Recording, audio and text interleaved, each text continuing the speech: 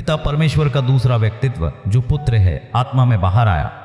पुत्र भी तो पिता से ही प्रकट हुआ है।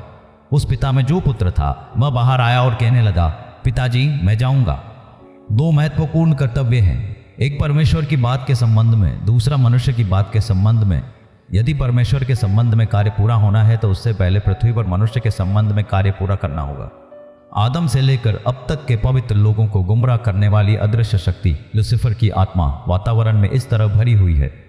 वह यह देखते हुए घूम रहा है कि पिता से निकलने वाली कोई आत्मा पृथ्वी पर कहीं भी पवित्रता के साथ शरीर धारण करके प्रकट हो रही है या नहीं। जब मूसा अपनी माँ के गर्भ में बना तभी से शैतान की पूरी नजर उस संदर्भ पर थी।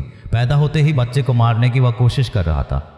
सोचा था कि नील नदी में कोई मगरमच्छ निकल कर खत्म कर देगा। अंत में फिरौन के महल में पले बड़े इस व्यक्ति के बारे में उसने सोचा कि आज नहीं तो कल इसका असली रंग सामने आएगा और ये सारे मिस्रवासी मिलकर इसे पीट पीट कर मार डालेंगे। लेकिन मिस्र के कारण नहीं बल्कि अपने ही लोगों इसराइल के लोगों के कारण उसे नुकसान पहुंचाने की परिस्थितियां अंत में वहां बनी। वह उस देश को छोड़कर भाग गया। तुरंत स्वर्ग में खुशी छा गई। स्वर्गदूतों का समूह जयकार करने लगा। स्वर्ग की आराधना को फिर से व्यवस्थित किया गया। पुत्र ने उस शरीर को देखा जो परमेश्वर ने उनके लिए तैयार किया था। पिता ने अपने बेटे को एक पुस्तक दी जिसमें वह सब लिखा था जो परमेश्वर चाहते थे कि वह शरीर इस पृथ्वी पर जाए। निश्चित रूप से उस पुस्तक को पढ़ते समय दिल की धड़कन और घबराहट के अलावा और कुछ नहीं होना चाहिए।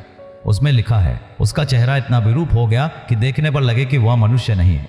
परमेश्वर ने पुत्र के लिए ऐसा सुंदर शरीर तैयार नहीं किया है जिसे देखकर कोई उसे चाहे।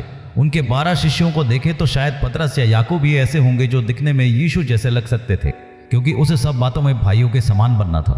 हम जानते हैं कि मूसा जन्म से ही सुंदर था। चेहरा देखने पर कितनी सुंदरता थी। परमेश्वर को समझ आ गया कि सुंदरता से काम नहीं चलेगा। न्यायों की पुस्तक में परमेश्वर ने अच्छी मांसपेशियों की ताकत वाले अच्छे न्यायों को खड़ा किया था। परमेश्वर को समझ आ गया कि शक्ति से कुछ नहीं होगा, यह सब दलीला की गोद में खत्म हो जाएगा। परमेश्वर को समझ आ गया कि ज्ञान से भी कोई बड़ी बात नहीं बनेगी, कि उस ज्ञान से सुलेमान अपनी पत्नियों को खुश करेगा और अन्य जातियों के देवताओं को लाकर उनकी पूजा करेगा। तो सुंदरता से नहीं हो पाएगा, शक्ति से नहीं हो पाएगा और ज्ञान से भी नहीं हो पाएगा। इसलिए परमेश्वर ने कमजोर और कुलीन को चुना।